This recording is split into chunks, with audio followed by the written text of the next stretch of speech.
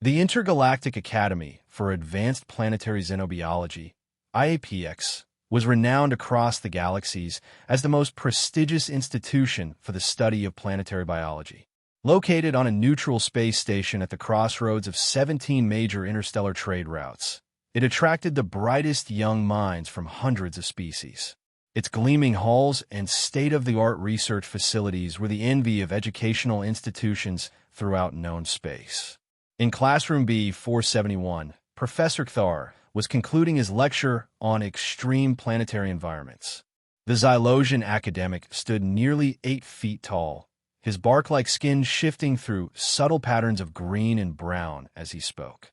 The universal translator device affixed to his trunk converted the changes in his color patterns and the subtle aromatic compounds he released in a standard galactic common. And so, his translator produced in a crisp, academic tone. Having covered gas giants, volcanic worlds, and ice planets, we conclude our theoretical study of Class 7 and 8 extreme environments. For students sat in the semicircular arrangement of hovering cushions that served as seating for the diverse anatomies of IAPX's student body. They represented some of the most promising xenobiologists of their respective species, though at this moment they looked rather bored. Zorp, a massive Zorgonian with thick, leathery skin and 4 muscular arms, yawned widely, displaying rows of blunt teeth designed for crushing vegetation on his low-gravity homeworld. Another simulation completed, Professor. I must say, these extreme environments seem less challenging each time we study them. Indeed, agreed Lyra, an elegant Aquarian whose translucent blue skin glistened with a thin layer of moisture she needed to maintain. Her large, silvery eyes blinked slowly as she added, "The cold weather simulation from the ice planet was actually quite refreshing. Nothing a properly evolved species couldn't handle with minor adaptations." Crix, a small insectoid with 6 limbs and compound eyes that reflected the room in kaleidoscopic patterns, clicked his mandibles in agreement. His chitinous exoskeleton gleamed under the neutral lighting of the classroom. The volcanic simulation had interesting predatory patterns, but nothing surprising from an evolutionary standpoint. Phelan, the 4th student, stretched his feathered wings. The avian's plumage rippled with iridescent colors as he ruffled his feathers back into place. I found them all rather predictable. Environments shape life forms. Life forms adapt or perish.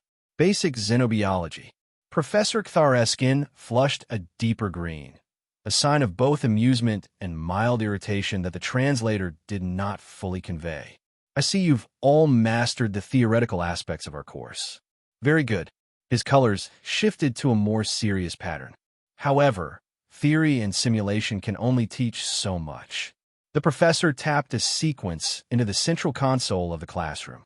A holographic display of the galaxy appeared, zooming rapidly into a spiral arm, then to a rather unremarkable yellow star, and finally to a blue-green planet. "Earth," Kthar announced. "A Deathworld, Class 9. The students exchanged glances, unimpressed. They had studied the classification system extensively. Class 9 was certainly dangerous, enough to warrant extreme caution, but not nearly as intimidating as the class. 12 or 13 worlds with their extreme gravity, toxic atmospheres, or radioactive surfaces. Earth appears unremarkable at first glance," Kthar continued. "Mild gravity, oxygen-nitrogen atmosphere, moderate temperatures, large water bodies. A planetary scientist might call it garden variety." His skin rippled with what the students had learned to recognize as the Xylosian equivalent of a chuckle.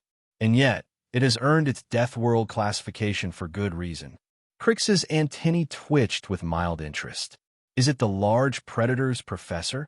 The historical records mention creatures called dinosaurs that were quite impressive in size. "Those are extinct," Phelan interjected with the casual confidence of a student who had skimmed the reading material. "Current fauna are much smaller, with few exceptions." Kthar's colors shifted to a pattern they hadn't seen before, a mixture of anticipation and something else they couldn't quite interpret. "You've all done remarkably well in your simulations and theoretical studies. but I've found that true understanding requires direct experience. He tapped another sequence, and a new image appeared. A sleek, oval-shaped vessel with the Academy's emblem on its hull. The Crucible, Thar explained. Our research ship. We depart in 1 hour for a field trip to Earth. The announcement landed like a meteor in the classroom. Zorp nearly fell off his hovering cushion. Lyra's skin paled to an almost white blue. Crix's mandibles clicked rapidly in distress, and Phelan's feathers flattened against his body. A Deathworld? Lyra finally managed to ask. For a field trip? Surely a simulation would be more appropriate. No simulation can capture the full reality of a complex ecosystem, Thar replied, his colors now showing clear amusement at their reactions. Don't worry, we'll be taking all necessary precautions. The Crucible has excellent medical facilities and protective measures. But Professor, Zorp protested, field trips are usually to Class 3 or 4 worlds. Even the infamous expedition to the volcanic moon of Traxxas was only a Class 6. Precisely why this will be such a valuable learning experience.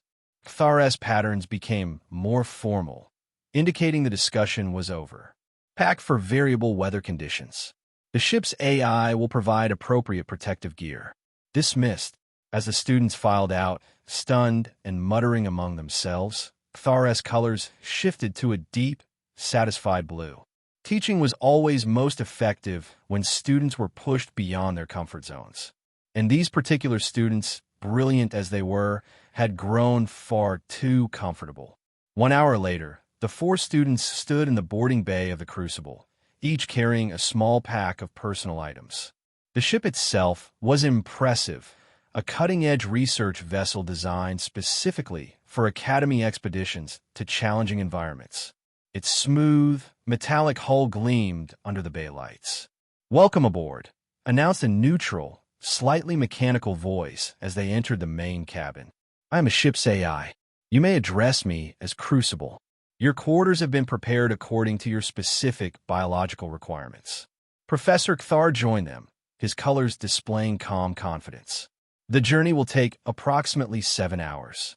I suggest you use the time to review the Earth briefing materials. There will be a quiz."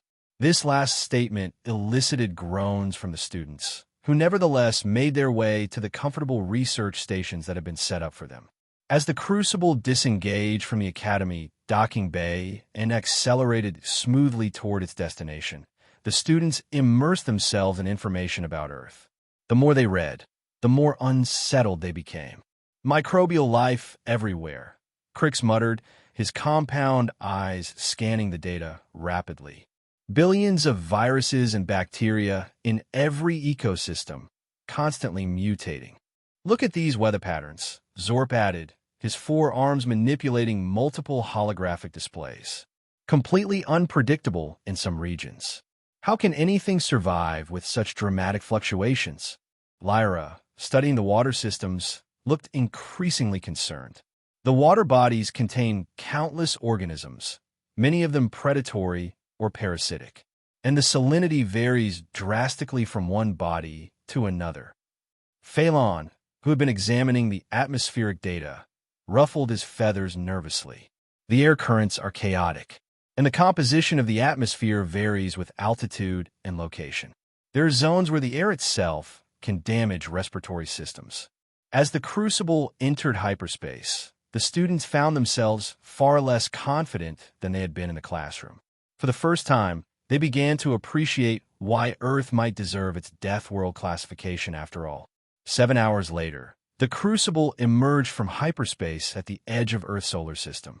As they approached the blue planet, Zorp pressed his face against the observation window. "It looks ordinary," he said, sounding almost disappointed. "Rather small, actually. Size can be deceiving," Professor Thar remarked, his colors shifting to something resembling anticipation. "Now, before we make planetary descent, we need to prepare. Crucible, please begin environmental analysis and preparation protocols."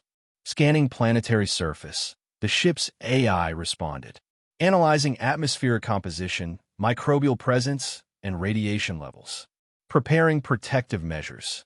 The results of the scan appeared on the main view screen, and the students' earlier concerns suddenly seemed entirely justified. Caution, Crucible announced. Detected over 10,000 species of airborne microorganisms at the designated landing site. Many are potentially harmful to non-native life forms. Initiating medical countermeasure synthesis. Lyra's translucent skin paled further. 10,000 species? Just in the air? Naturally, Thar replied, as if discussing something as mundane as the number of stars in a galaxy. Earth's biological diversity is one of its most remarkable features. Robotic arms extended from compartments in the ship's walls, delivering what looked like small, metallic discs to each student. Personal protective field generators, Thar explained. They create a nearly invisible barrier that will filter out most harmful microorganisms while allowing gas exchange. Additionally, Crucible has synthesized temporary immunological boosters tailored to your specific biologies. Crix's antennae drooped. Most harmful microorganisms? Not all. Complete protection is impossible when dealing with Earth's microbial diversity, the professor said matter-of-factly. The boosters will help your immune systems handle whatever gets through. Probably. The word probably did nothing to reassure the increasingly anxious students. Landing sequence initiated, Crucible announced. Descent to Olympic National Forest, North American continent. The ship entered Earth's atmosphere with barely a tremor, its advanced inertial dampeners ensuring a smooth ride. Through the viewports, the students watched as clouds gave way to a vast expanse of green, dense forest covering rolling hills and mountains. It does look rather peaceful, Phelan observed cautiously. Surface appearances can be deceiving, Thar responded, his color patterns indicating what might have been anticipation. The Crucible landed in a small clearing surrounded by towering evergreen trees. As the ship's systems performed final atmospheric checks, the students donned their protective field generators and prepared for their first steps on a Deathworld. The landing ramp descended, and a wave of sensory information hit them immediately. The air was thick with moisture and organic scents that penetrated even through their protective fields. The sound of countless unseen creatures created a background symphony unlike anything they had experienced in simulations. Stay close to the ship for now, Thar instructed as he led them down the ramp. Take it slowly. Observe everything. The students stepped onto Earth's surface with extreme caution. The ground felt different to each of them. Too soft for Zorp, too dry for Lyra, surprisingly stable for Crix, and oddly dense for Phelan. The gravity is stronger than I expected, Zor commented, his massive form moving more carefully than usual. Earth's gravity is quite standard, Thar corrected, but your homeworld has approximately 0.8 of Earth's gravitational pull. You'll adjust. For the first hour, things went surprisingly well. The forest was beautiful in an alien way, with sunlight filtering through the canopy and a gentle breeze stirring the vegetation. The students began to relax, slightly, taking samples and recordings with the scientific equipment they had brought. Then, without warning, the weather changed. Dark clouds rolled in with remarkable speed, turning the pleasant afternoon dark. The first raindrops were large and heavy, splattering against leaves and ground with surprising force. This is just a standard precipitation event, Thar explained as the rain intensified dramatically. Quite common in this region. Within minutes, the gentle shower had become a downpour. The students rushed back toward the ship, but Thar blocked their path. This is part of your education, he said, his colors barely visible through the rain, but clearly showing firmness. Earth organisms deal with these conditions regularly. So shall we. Lyra, ironically, was having the worst time despite her aquatic nature. The water feels wrong, she gasped, her translucent skin reacting with blotches of distress. It contains so many dissolved compounds, and the pH is all wrong. Even with their protective fields, the students could feel the chill as the temperature dropped rapidly with the storm. Zorp, despite his size, began to shiver noticeably. Phelan's wings became damp despite the field, making them heavier and uncomfortable. The atmospheric moisture is affecting my exoskeleton's flexibility, Crix complained, his movements becoming slightly stiff. By the time the rain finally slowed 2 hours later, all 4 students were miserable. Then the fog rolled in. Fascinating, Thar commented, seemingly unaffected by the conditions. Water vapor condensing at ground level due to temperature differentials. Creates quite the visual effect, doesn't it? The fog was so thick that the students could barely see a few feet in any direction. The ship, their safe haven, had disappeared from view, though Crucible assured them via their communicators that it was only 30 meters away. Professor, Zorp said through chattering teeth, I believe we have successfully experienced Earth weather. Perhaps we should return to the ship until conditions improve. Improve.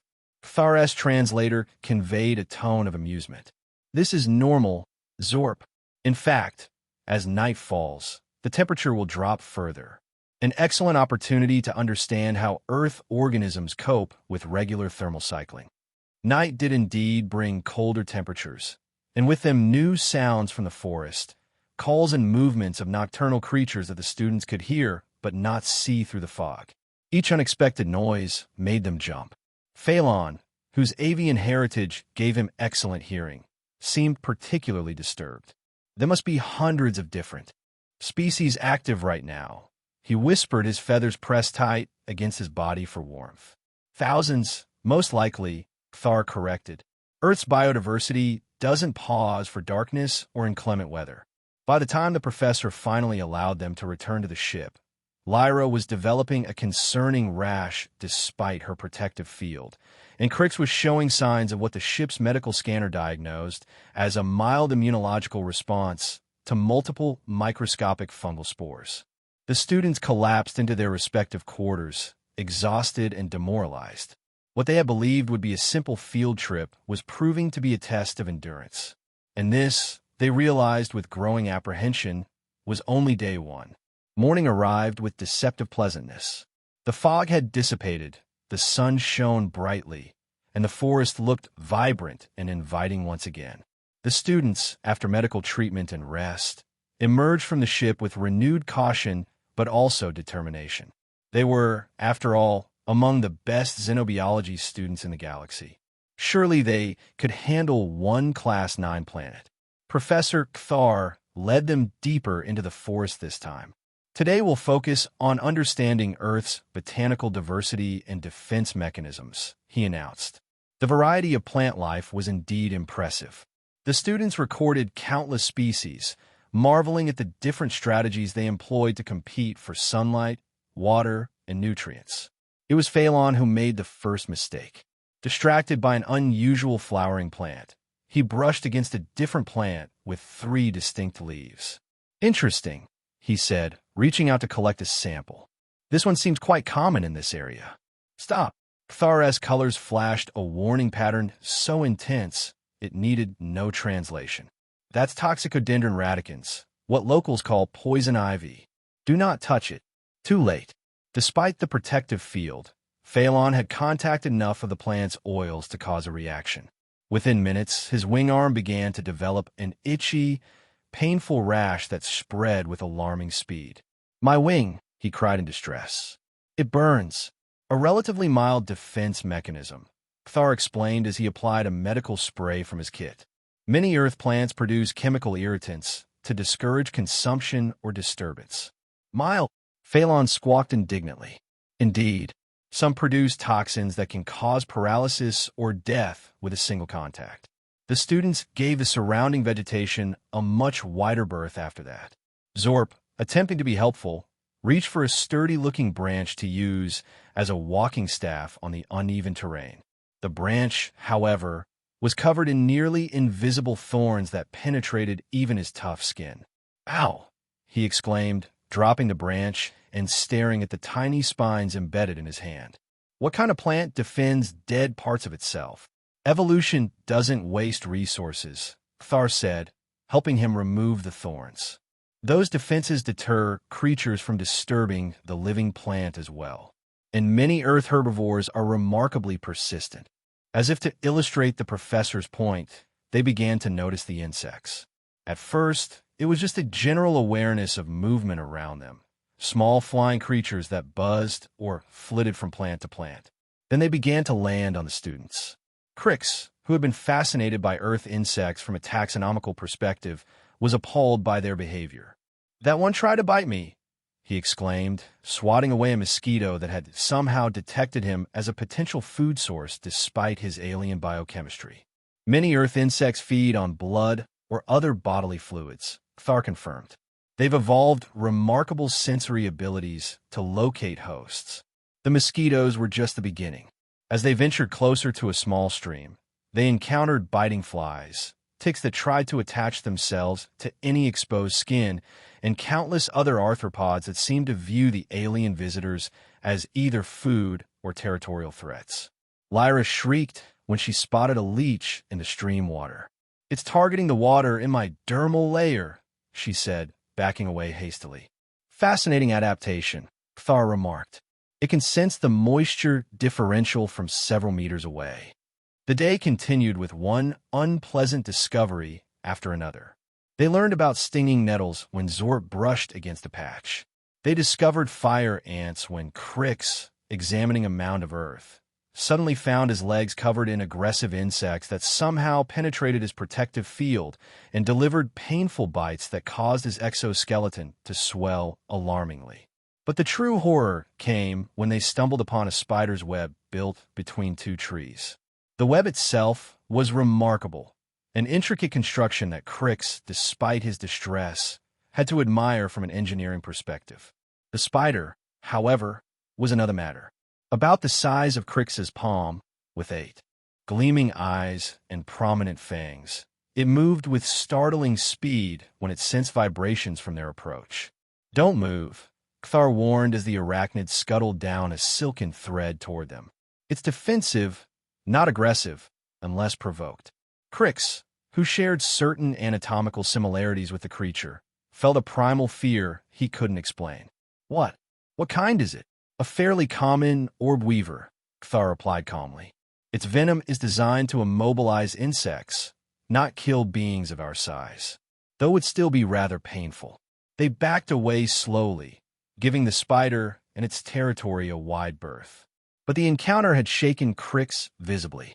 "So many predators," he chittered nervously.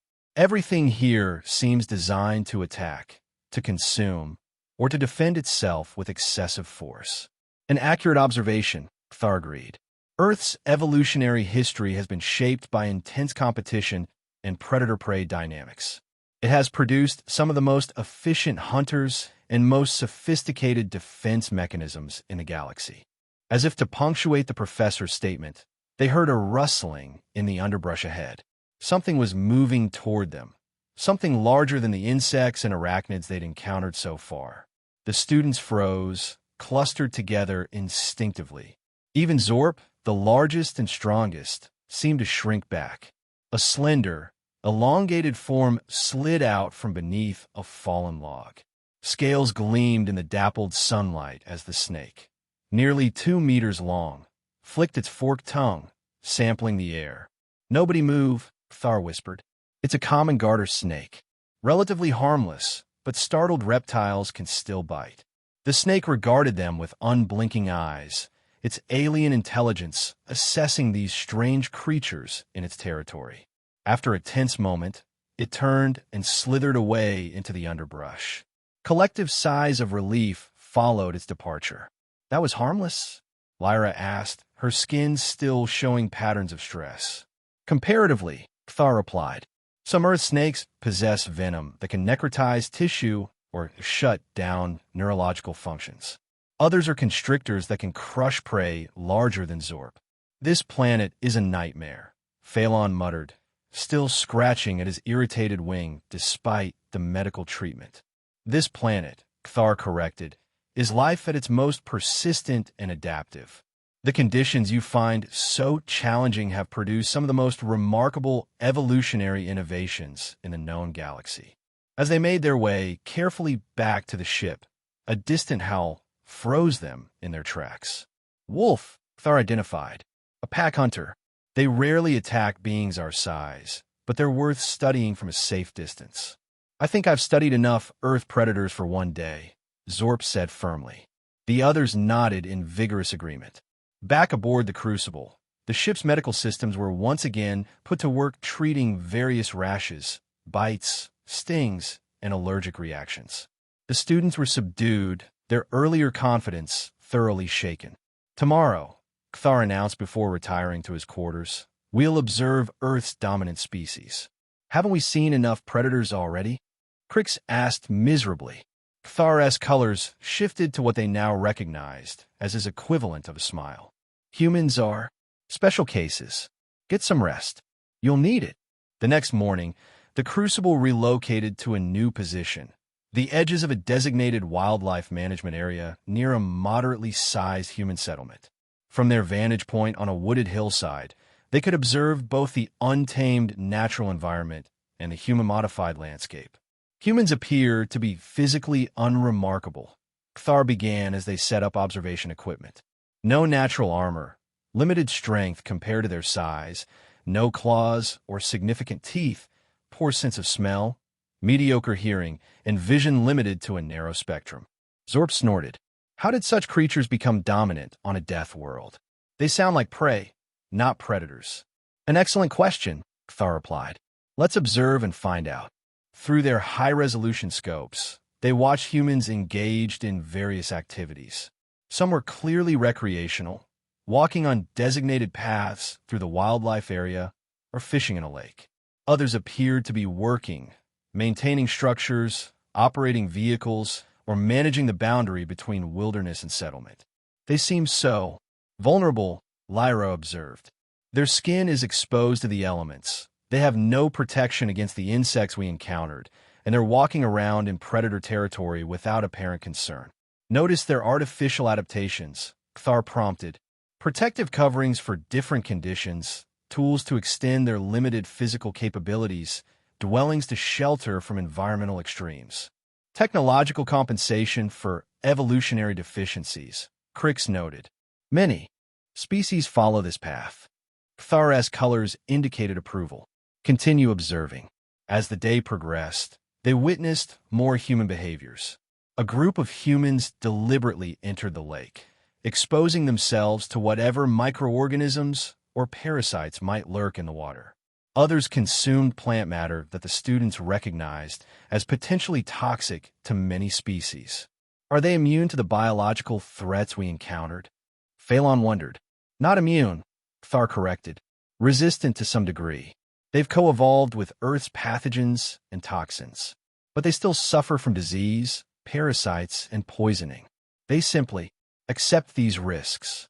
The students found this incomprehensible. On their homeworlds, any such threats had been systematically eliminated or controlled centuries ago. Their observations took a disturbing turn when they spotted a human deliberately handling a snake, not unlike the one they had fearfully avoided the previous day. What is it doing? Zorp asked, incredulous. That could be venomous. It is, Kthar confirmed. That human appears to be a wildlife manager, relocating the snake from the recreational area to a less trafficked location. But why not just destroy the threat? Phelan asked, genuinely puzzled. Humans have a complex relationship with the dangers of their world, Kthar explained. They eliminate some threats, manage others, and sometimes, bizarrely, seek them out deliberately. This last statement proved prophetic when they observed a group of humans scaling a steep, rocky cliff face with minimal protective equipment. The students watched in horror as the humans deliberately placed themselves in what appeared to be life-threatening positions, secured only by thin ropes and small metal devices wedged into rock crevices. They'll fall to their deaths, Lyra exclaimed. Some do, Kthar acknowledged. Yet they continue the activity. They call it rock climbing, a recreational pursuit. Recreation? Crix's mandibles clicked rapidly in agitation. They risked death. For entertainment. Precisely, Kthar said. And this is relatively tame by human standards. The professor directed their attention to a small electronic device he had brought. It displayed recorded footage of humans engaging in even more bewildering activities. Jumping from high places with fabric canopies designed to slow their fall, deliberately riding enormous waves of ocean water, entering caves filled with noxious gases, and even, incredibly, placing themselves in proximity to large predatory animals for something called wildlife photography. This behavior defies evolutionary logic, Zorp declared. Species that deliberately seek danger should be selected out of existence. And yet, humans dominate this planet, Kthar reminded them. Their relationship with risk is unique. The most shocking example came later that afternoon, when they observed what Kthar identified as a Florida man incident being reported on human information networks. A human had apparently noticed a large alligator, a formidable predator, in a body of water near human habitations. Rather than avoid the creature, the human had attempted to relocate it by physically grappling with it, resulting in injuries but, remarkably, not death. This is not typical behavior, Kthar clarified. This subcategory of human is notorious even among their own kind for risk-taking beyond normal parameters. But it illustrates an important point about humans. They engage with dangers that other intelligent species would simply avoid. But why? Phelan asked, his scientific curiosity finally overcoming his distress. What evolutionary advantage could possibly come from such behavior? Kthar's colors shifted to a teaching pattern they recognized from important lectures. Consider the environment we've experienced over the past 2 days. Earth is saturated with threats, microbial, botanical, zoological, meteorological. No environment is truly safe. No adaptation is perfectly protective. Danger is omnipresent. The professor paused, allowing this to sink in. In such a context, species that avoid all risk die anyway. The successful strategy, counterintuitively, is to develop a relationship with risk, to assess it, manage it, sometimes embrace it. Humans evolved not to avoid danger, but to overcome it through a combination of physical adaptations, technological solutions, and psychological traits that we might consider pathological in other contexts. The students pondered this silently as they continued to observe. Look there. Kthar directed their attention to a human dwelling area, a typical human habitat. They saw humans of varying ages engaging in ordinary activities. Adults supervised small humans that Kthar identified as juveniles. Some were preparing food, others maintaining their dwellings, and some simply resting. They appear content, Lyra observed, sounding surprised. They've adapted, not just physically, but psychologically to their environment, Kthar explained. Where you see constant deadly threats, they see home. Their periodic biochemical rewards for overcoming challenges, what they call excitement or accomplishment, reinforce risk-taking behaviors that have proven advantageous for their species overall. As dusk fell and they prepared to return to the crucible, the students were uncharacteristically quiet, processing what they had witnessed. Tomorrow is our final day on Earth, Kthar announced. We'll observe one more aspect of human behavior before departing. That final observation turned out to be of human conflict. From a safe distance, they witnessed a heated disagreement between two humans over territory. In this case, a parking space near a popular recreational area. The volume and intensity of the interaction alarmed the students. Are they going to physically attack each other? Zorp asked nervously. It's possible, Kthar replied.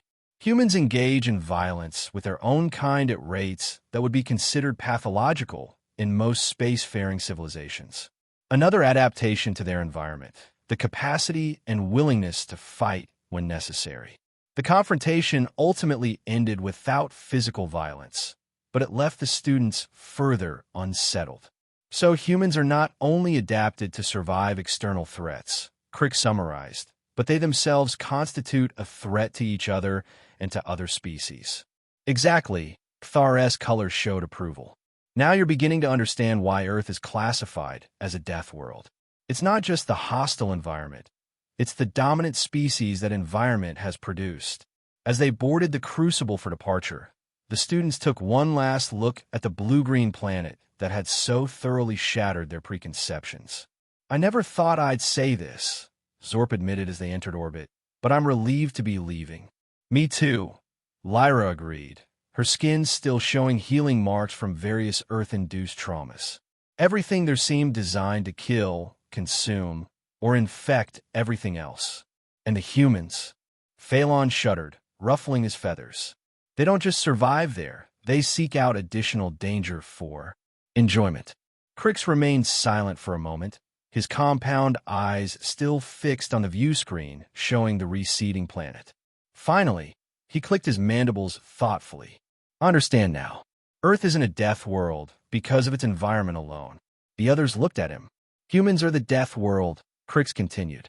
They're the ultimate product of that environment. Creatures so accustomed to constant danger that they incorporate risk into their culture, seek it out when it's absent, and have developed both the physical resilience and psychological adaptations to thrive in conditions that would traumatize most sentient species. Professor Kthar's colors shifted to a deep, satisfied blue. Excellent observation, Crix. The classification system sometimes fails to capture this nuance. A truly dangerous planet creates truly dangerous dominant species, ones adapted not just to survive threats, but to become threats themselves.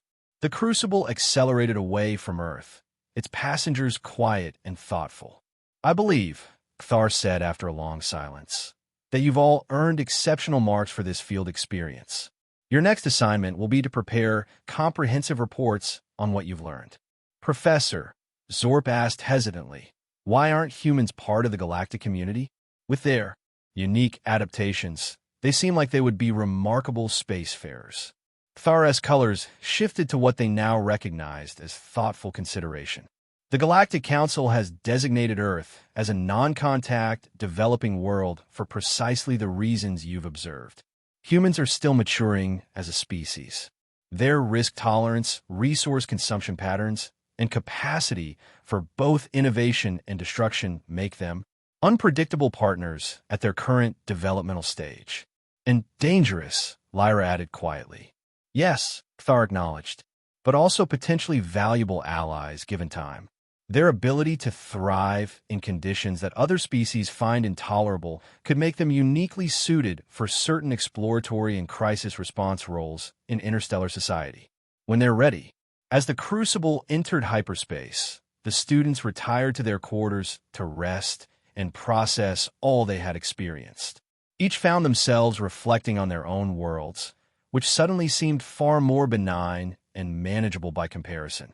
In his private cabin, Professor Kthar reviewed his teaching notes with satisfaction. Every class reacted differently to Earth, but the lessons were always profound. Understanding truly alien biology required more than simulations and theory. It required direct experience with environments that challenged one's most basic assumptions about life. His next field trip was already planned, a volcanic moon with extreme thermal variations. After Earth, his students would likely find it almost relaxing. Course set for IAPX. The Crucible's AI announced. Estimated arrival in 7 hours. Kthar's colors shifted to a pattern of contentment. Teaching xenobiology was his passion, and nothing taught students more effectively than confronting them with the bewildering diversity of life in the galaxy. Especially life from death worlds like Earth, where every adaptation, every behavior, every evolutionary choice revealed something profound about the nature of life itself.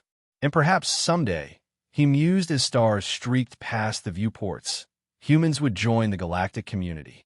That would certainly make Academy field trips more interesting. The thought made his colors ripple with amusement. For now, though, he had reports to grade and a volcanic field trip to finalize.